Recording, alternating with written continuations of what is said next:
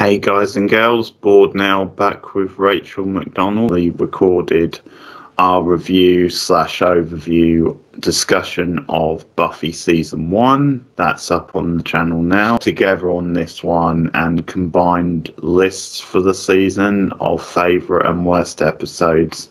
Because it's a short season, because it's only 12 episodes, we've gone with a bottom 3, so least favourite episodes, and then a top 5. So again, there's some compromise, some agreement on these. Yeah, it was actually pretty smooth, which surprised me. So me too.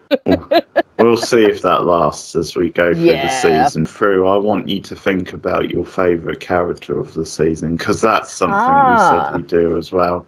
MVP of the season. So that's not one we've agreed on. I'll just have my MVP. Rachel, you'll have yours. We'll start with the worst, because it makes sense to sort of get that out of the way first. So this is a bottom 3. This is the one where we needed more compromise than with the top episodes. Yeah. Okay. So coming in at number 3 is Out of Mind, Out of Sight.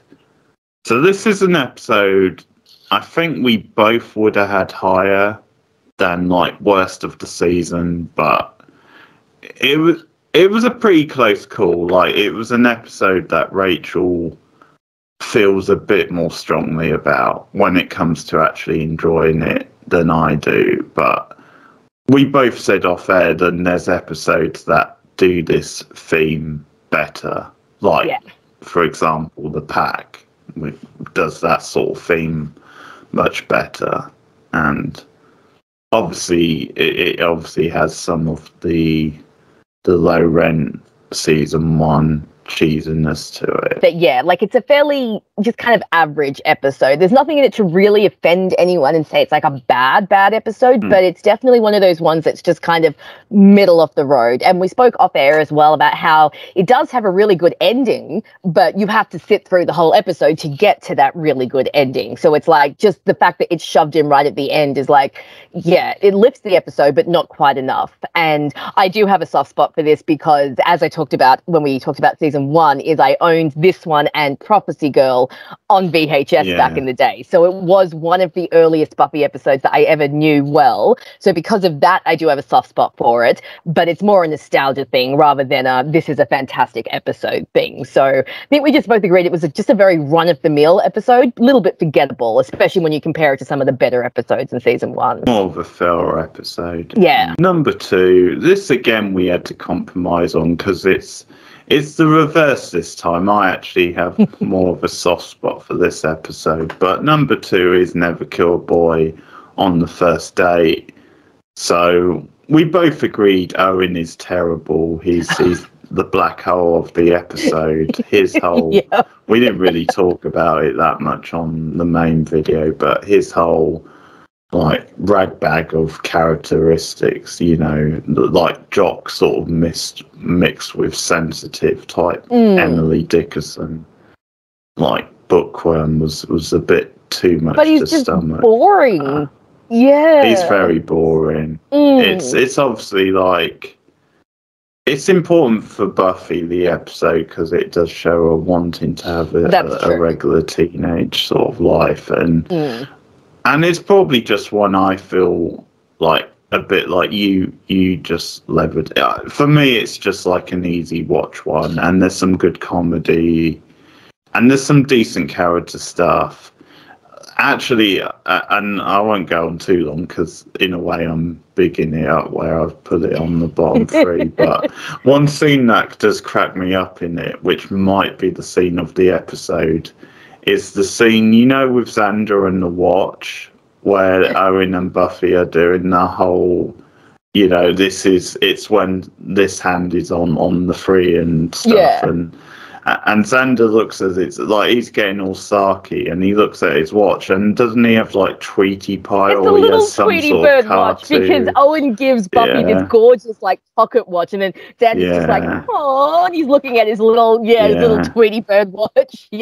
See, there's a good twist at the end of the episode with the annoying one. Because I don't feel that strongly about it. Like, it's an easy watch, but it's another one which is quite filler, and it doesn't really stand out too much. Like, there's nothing really amazing in it. I find this one a bit slow going, and once again, similar to Out of Mind, Out of Sight, it has a really good climax, or rather end scene, but again, you have to sit through the drudge of the episode before you get to that. No, I do agree there are some good character beats, but overall for me, this episode I skip a lot when I rewatch season 1 because I just find it very unengaging. So this was definitely a bit of a compromise, but again, another episode that I think is just a bit underwhelming. Buffy Owen stuff, because if they'd gotten a more interesting character to play her love interest, then the episode might have been better.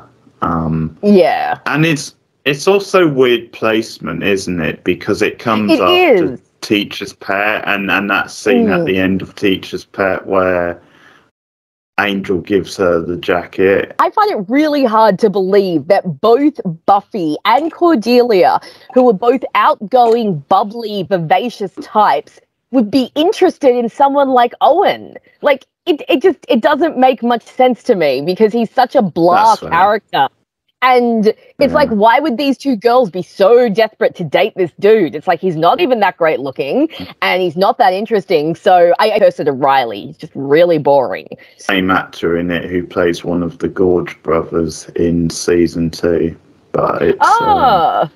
I'm assuming it's a different character. Yes, the vampire who... It's the crazy religious... Yes, the one who's like, I have been judged. One... as in our bottom episode of the season, which, in my opinion, this is one of the worst episodes of the whole show, and that is Teacher's Pet. So it's a Xander-centric one. The worst episodes of Buffy are still entertaining and still have fun scenes, and this definitely counts as that, and... there's stuff I like about it. Like, I do like the Dr. Gregory character. Yes. And him being a teacher who Buffy actually, connects with and likes. But, just the main monster of the week is just so bad. And the whole metaphor they're going for is so on the nose and cheesy. And Xander is quite infuriating in it. Like, I don't know why he doesn't listen to Buffy. I mean... because he's an idiot and he's a teenage boy and his hormones are going. Well, I'm always a bit confused if during that scene, if he's under a spell, like literally under a spell, and that's why he doesn't listen to her, or if it's just literally he doesn't want to listen to her because... he's horny, sort of thing. I don't know that he's under a spell, but they definitely talk about Miss French sending off pheromones. So he's probably doped up on like all of her pheromones, which are making him uber horny. And he's a teenage boy to begin with, so he's probably already super horny. So you combine the two, and Xander is definitely thinking with little Xander and not his brain. So soft spot for this episode. I love the campiness of the praying mantis and the subversion of her taking virgin boys, because it's always virgin girls. But even I can admit that this episode is a dud. Like, it's campy, it's cheesy, Xander's definitely does not come off well in this episode. It does have a fun end scene. Again, I think that's a theme with these worst episodes, is they seem to have these really fun final scenes, but you have to sit through the slog of the episode before you get to those scenes. So yeah, Teacher's Pet, it's definitely a weaker episode in season 1. Tape recorder is ridiculous. The tape recorder is ridiculous, but I do love that final shot where you see the eggs in the cupboard and one of them just starts to crack. It's like a nice little almost X-File type ending, just that kind of like little hint that something is still amiss. With the vampire with the massive Lego claw on his hand. Like, that was not cool. Like, that part he was supposed to be really menacing, but he just came across as really goofy and like a really weird red herring. And he didn't really need to be in the episode. Buffy randomly fishes him out of the sewer later and then forces him to show her bottom 3, which I'm sure no one will agree with. But I can see plenty of disputes in. But that's what happens when you have to compromise. So, top 5. I'll go in reverse order again. So number 5 is Witch, which I think is pretty representative of roughly where most people would have it, in the season, if they were ranking the season. So it's another very cheesy 90s feeling one, which we both enjoy. We both picked out some highlights when we were doing the season review. It's, the character of Amy is a solid one-off well, obviously she reappears later, but at the time it felt like a one-off appearance, and it's a solid cameo for that character, that actress. Fun campy moments, and the whole body swap thing is a lot of fun. So that was a fun reveal. The first time I watched that episode. It's a fun reveal. I like the way they build up that Amy's a witch, and they're worried that, she's decided to become a witch to please her abusive mother. And then you find out, oh, her mother is so much worse than we originally thought. And the reveal that she stole Amy's body is a great one.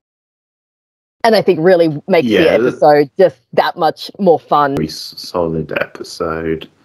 And the Mummy Dearest line is a highlight. And we all loved seeing Giles cast his spell and be all dramatic. No, that was fantastic. That was great stuff.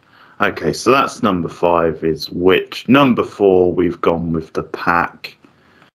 So we both championed this as an underrated episode. Once again, it's not perfect. It does have flaws, but it's an episode that divides people, and we both feel it deserves more love.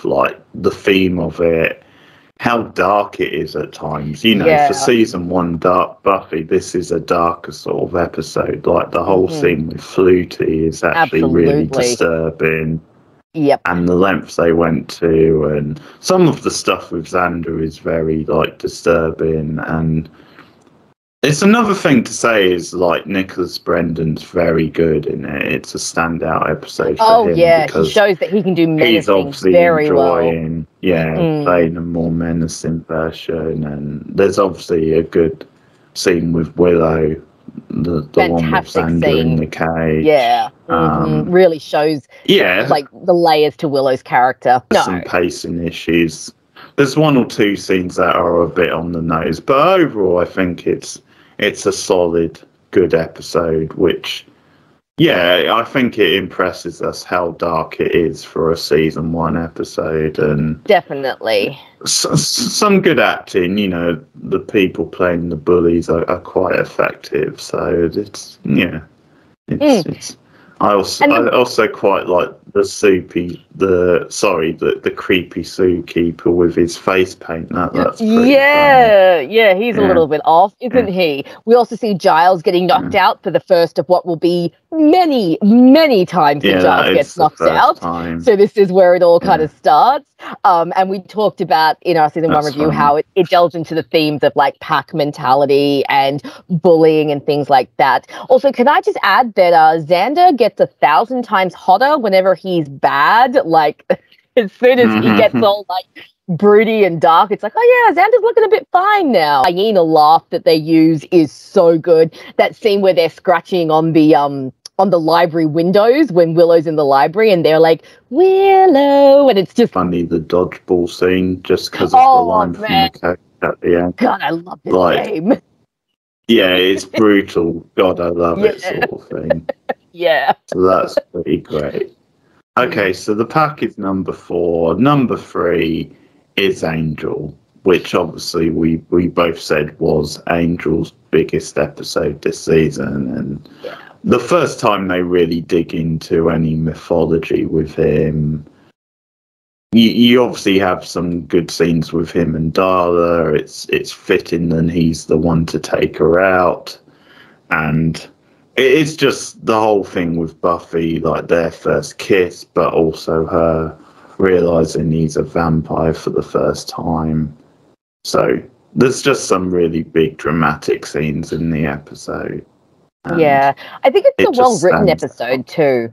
It definitely stands out well. I think the characterization's really good. Obviously, we get to see more of the chemistry between Sarah and David, and we get to find out a little bit more about Angel. I mentioned in our review, but I do love the way that the kiss bringing out his vamp face is almost foreshadowing what's going to happen when they sleep together. And I forgot to mention when we were doing season 1, but I really love the end of this episode again. I think the kiss at the end and the cross burned into Angel's chest is like a really beautiful, like, kind of symbolism of how she's, like, she's ingrained into him now. Like, she's literally burned over his heart. And I think that's just a really lovely little, not only representation of, like, the fact that she's kind of made her mark on him, but reminding us that he's a vampire and this is going to be hard, even as she's kissing him, her cross is hurting him. So I think it sets up the trajectory of their relationship a lot and emphasizes the vampire slayer part of their relationship. So,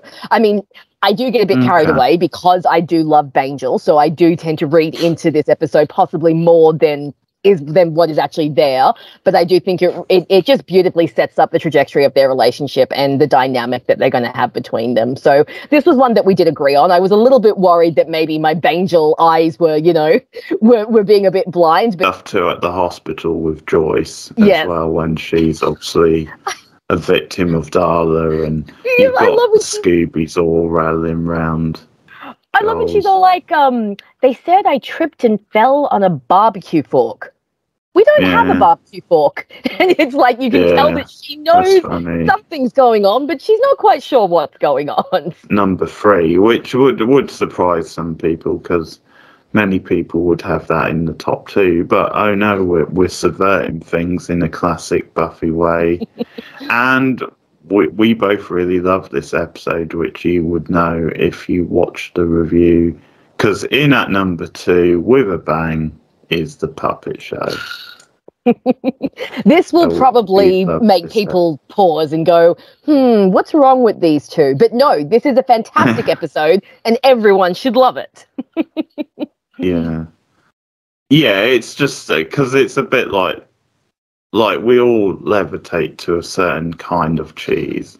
And I think for us, this sort of cheese is just the right level of cheese. Yes.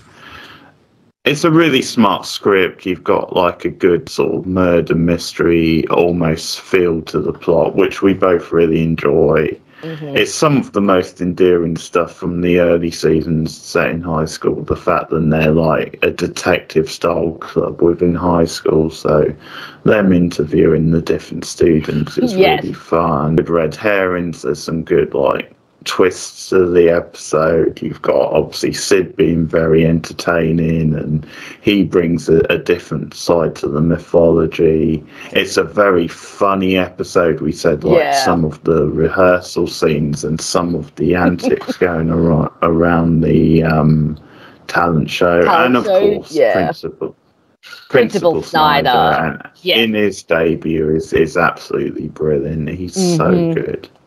And he's a great red herring as well. The episode plays it really well, that you're just like, oh, we're not sure about this guy, and you do genuinely think at one point in time that it's him, and then they pull the bait and switch. And there's a great reveal at the end and a great fight scene at the end. And we spoke a little bit when we did the season 1 review about how we like the credits of this one as well, because they actually have the stage play over the credits, which is just really funny.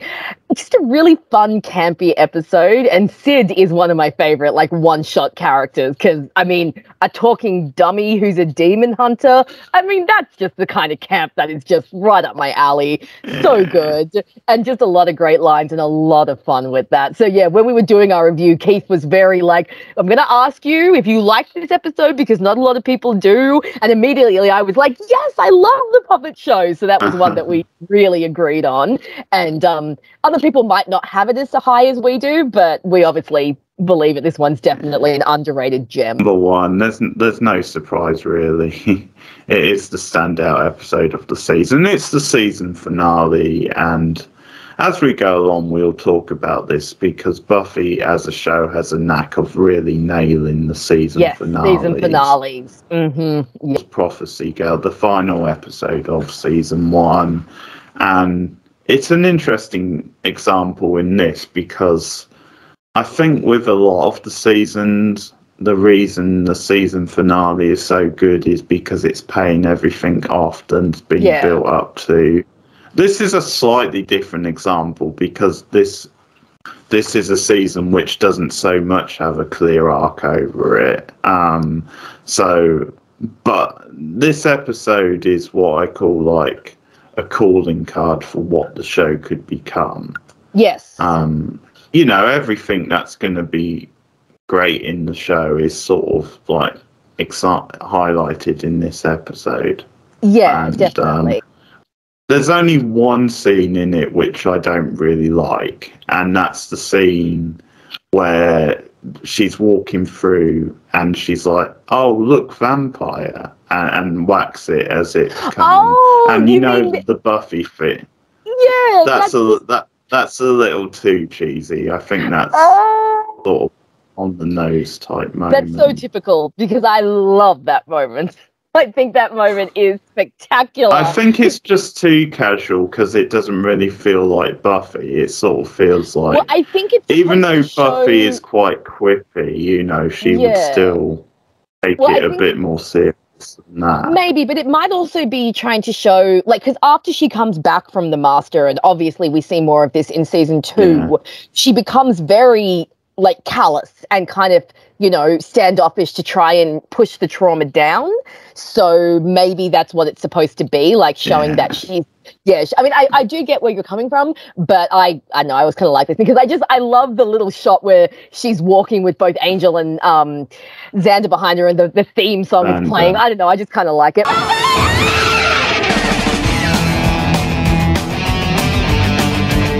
So how do you know where the Master's going? I know.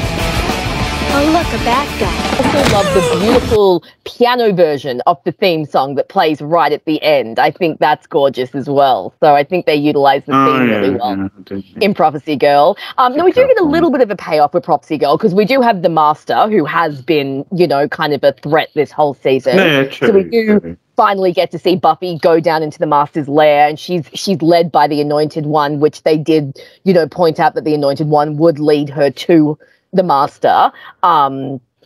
She will not know him and he will lead her into hell. So we do get a little bit of payoff there. But I also like that Prophecy Girl could work as a series finale if they didn't have a second season. It wraps up everything that needs to be wrapped up in the first season.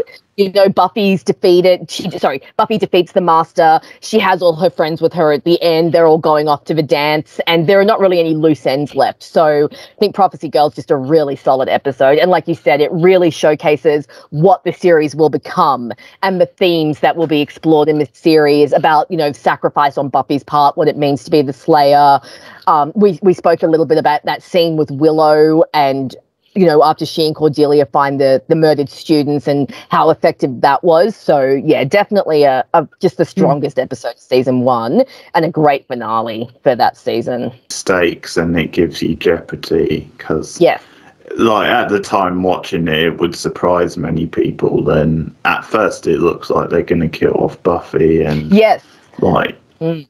So, there's real drama there, and it's obviously fitting that Angel can't do it. He can't bring her back because he doesn't have the breath, but it's actually one of her friends, Xander, who does it. And it's a good episode for Xander. I like that he actually goes to Angel and says, "I don't really like you, but Buffy has a Jones in for you. She thinks you're a real guy. Care to prove her right," sort of thing. So I do like that. There are great moments like that with Xander where he actually puts his ego aside, and it's kind of like, I don't like you, but I sort of need you to help Buffy. I need you to help Buffy. It makes me think sort of thing. We'll talk about it when we get to season 2, but Xander has a line in season 2 that just perfectly sums up his relationship with Angel. It's in What's My Line, when he's talking to Kendra, and he's like, "Hey, Angel's our friend, except I don't like him." And I'm like, that there, that perfectly sums it up. He will put up with Angel for Buffy's sake, doesn't mean he has to like him. That's a top 5 of the season, that we agree. I think definitely that top 5 would be less controversial than our bottom 3. Yes. Believe it, Keith wanted to put Nightmares in the bottom 3. I mean, I don't know what he's going on about. Tell him in the comments how wrong he is, people. It is season 1, so it's pretty slim pickings. But admitting to this, I'm going to rank every episode in order. So this is my order so far. So based on the 12 episodes from season 1, which you can probably roughly guess my order. But okay, so number 12, bottom of the list so far, Teacher's Pet. As I said, I think this will stand the test of time as being one of my least favourite episodes of the whole show. I mean, a praying fucking mantis. That's ridiculous. It was brilliant. I thought it was hilarious. It's the sort of thing where if we were reviewing a horror movie, you would shit all over it. But true, but no, I've already said my reasons. But it's a terrible episode, really, with some redeeming, funny lines and the characters being quite watchable and witty. But even that stuff, there's not as many good lines or gags as some episodes. So yeah, definitely bottom of the barrel. Number 11 is Nightmares, which is just boring, and that's one we said off air. It's not really a guilty pleasure. You either like it for what it is or don't. And for me, it was just a very bland, forgettable episode with a couple of good moments. But as I said, Billy's a little shit. I didn't care about Billy. Poor Billy. The actor was pretty bad, and it was just a bit of a mess of an episode for me and completely forgettable. Number 9 is Out of Mind, Out of Sight. Fair enough. So, yeah, this is a more solid episode, but once again, we said an episode like Pack does the theme a bit better, and this one is a bit run-of-the-mill, middle of the road, doesn't really stand out that much. Yeah. Has some good scenes, a good cameo from Claire Deville. Number 9 is Never Kill a Boy on the First Date. So, as I said, quite enjoyable. It's one I like to throw on and quite enjoy watching, but it's a light-hearted one. It is another filler episode, and Owen is just a terrible one-shot character. Great. This will be too high. This will be too high for Rachel, but it's my guilty pleasure of the season, which is I, Robot You, Jane. So an episode I've actually enjoyed more over time, because in the past, I, Robot You, Jane was alongside Teacher's Pet as my least favourite of. But it's just grown on you. Then it's gone up. Yeah, I love the B-movie feel with the robot. There's some good. I sort of appreciate, the very early look at internet, social media.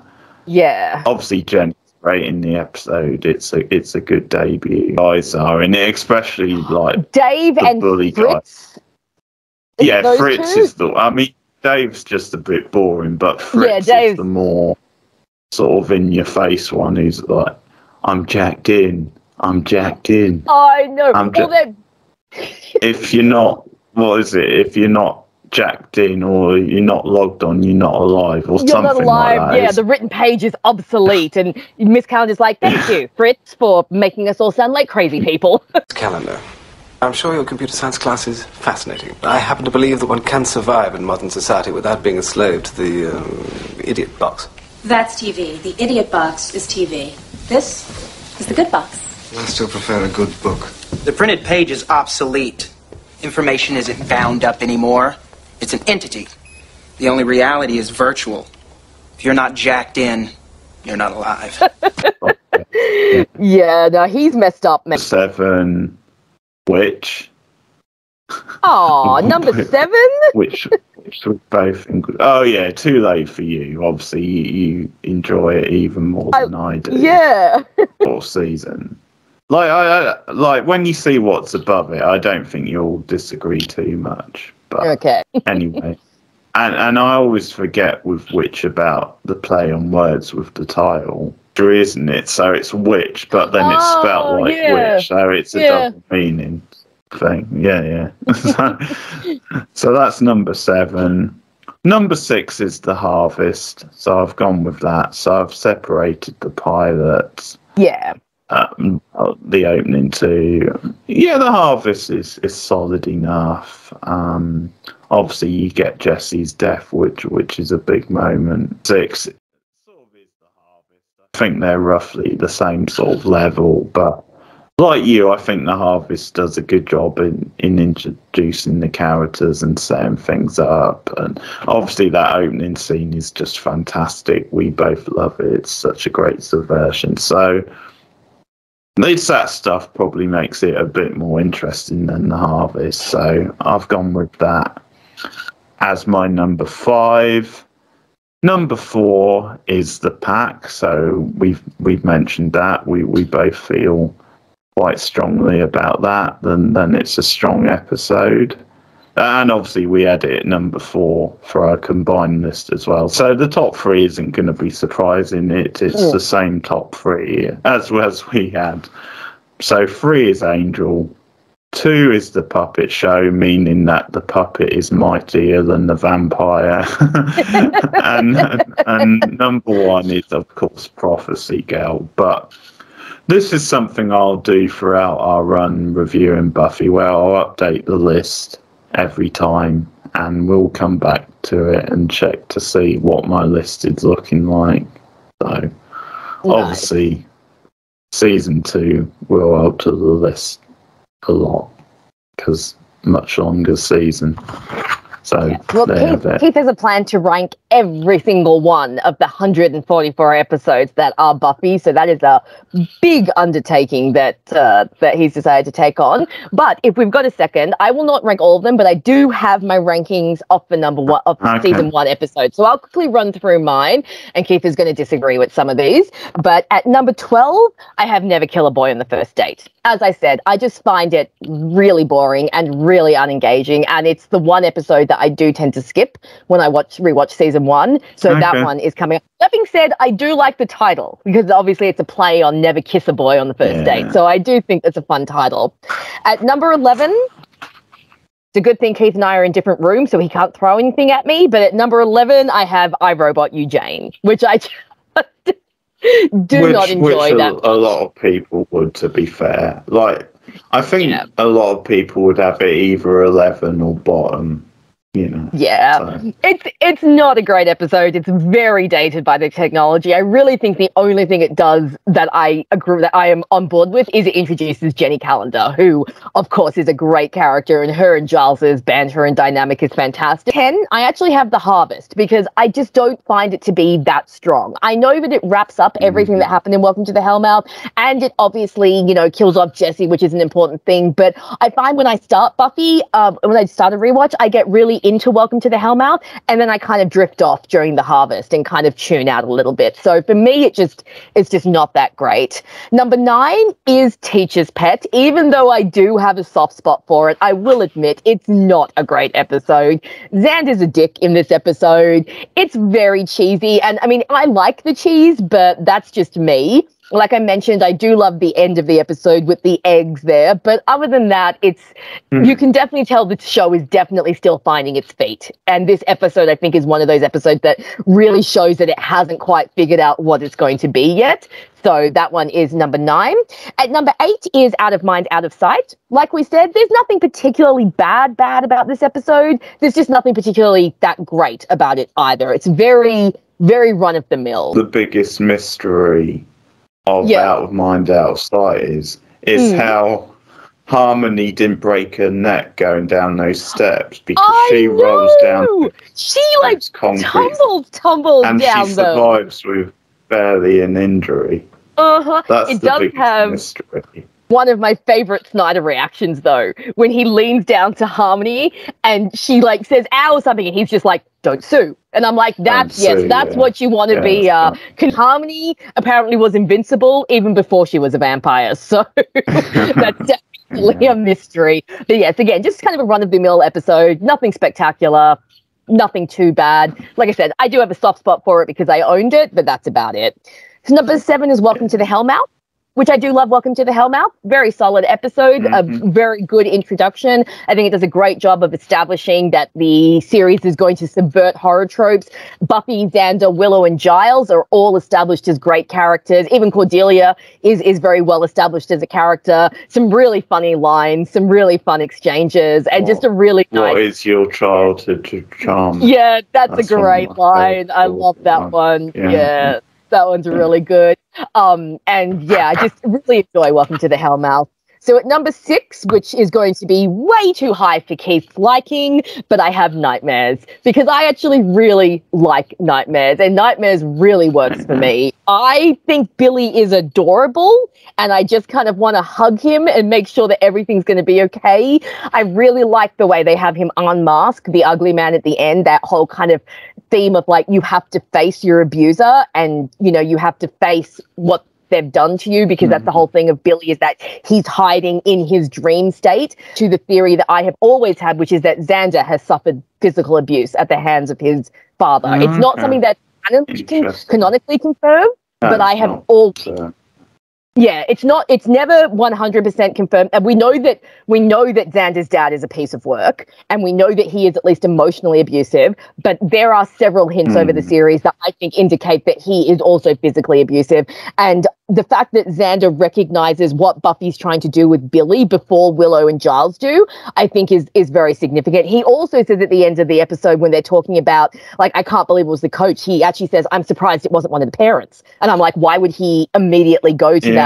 Basically, our top 5, just in a slightly different order. Okay. So at number 5, I have The Pack, which we've talked about. Is just such a criminally underrated episode. Number 4, I have The Puppet Show, which we do both love, obviously, and is just such a fun, cheesy episode. Number 3 for me is Witch. I really love Witch because I just love anything to do with witchcraft, just in general. And I just really love the story. I love the reveal of the body swap. I love the props that they use. The fact that she actually has a cauldron and a black cat is just so wonderfully stereotypical, but also I enjoy that as well. Yeah, just a nice shout out. And the fact that they put the cauldron in the tiles for a while. Yes, I love that. I absolutely love that. And the ending, you know, I mean, Catherine Madison's fate is one of the most horrifying fates in the Buffyverse. The fact that she is stuck in that statue, and there's a callback to it in season 2. Yeah, there is. Yeah, that's good. Yeah, so I just really love that.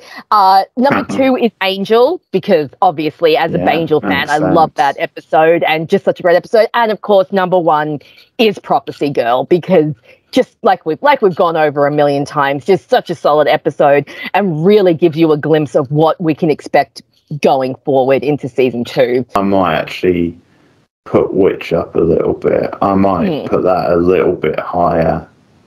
I might put that under The Pack. Nice. It's a great episode. 3. Plus, one of my favorite Cordelia lines, which we talked about when we were doing the season 1 review, that girl's on fire. Enough with the hyperbole, please. VP of the season, so favourite character. So, do you want to do yours first? Look, this might be on the nose or a bit obvious, but I'm going for Buffy with this season because I think she's a really great character this season. You know, she hasn't quite become she doesn't have the weight of the world on her shoulders in this season.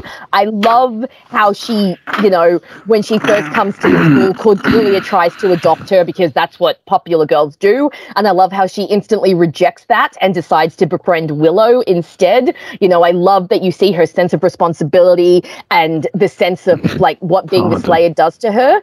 And of course, you have her ultimate moment in the finale where she decides, yes, I'm going to go and face my death at 16 years old. I'm going to face the Masters because it's the right thing to do. And I think that moment is such a powerful moment for Buffy, and just everything about her over the rest of the season. I really do think season 1 is one of her best seasons.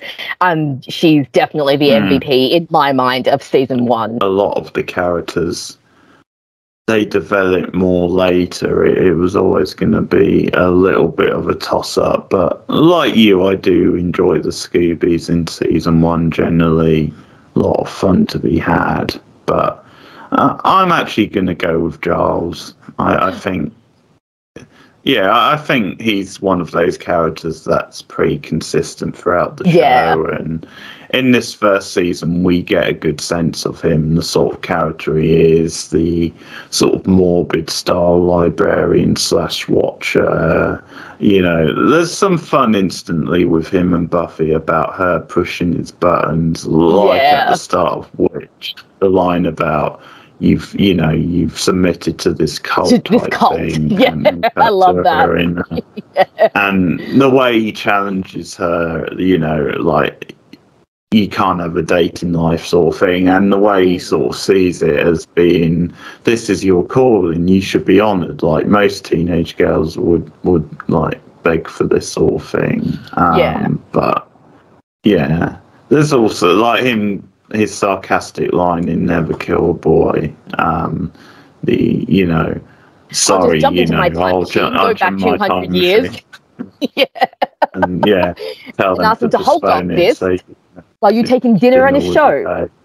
It's like, okay, at this point, you're abusing sarcasm.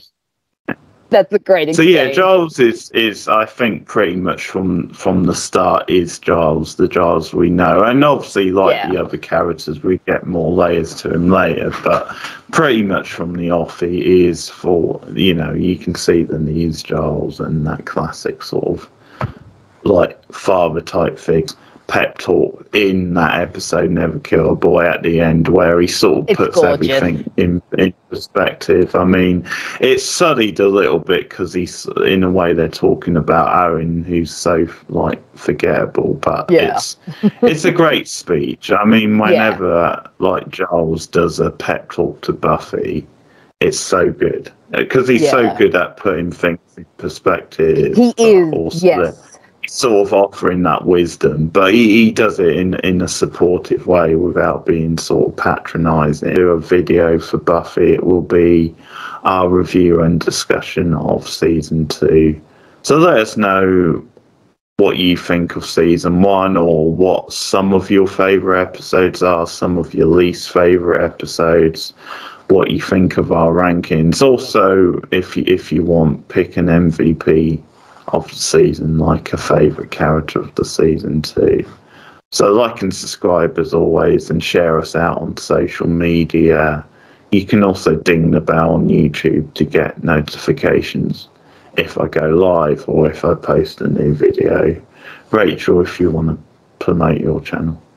Guys, you can follow me, Rachel McDonald, video essays on TV shows and movies. I do have several Buffet. I did this last time. I said Buffet instead of Buffy. I don't know why I did that. I do have several Buffy and Angel videos on my channel. So if you're in a Buffyverse mood, I do have some content over there. My Tumblr and my Twitter are also linked through my YouTube, and Keith usually puts a link in the description. So come and follow me everywhere for more Buffet content. Okay, thanks guys. Keep it Buffy. We'll be back with more Buffyverse reviews soon. And I'll see you later, guys. Take care.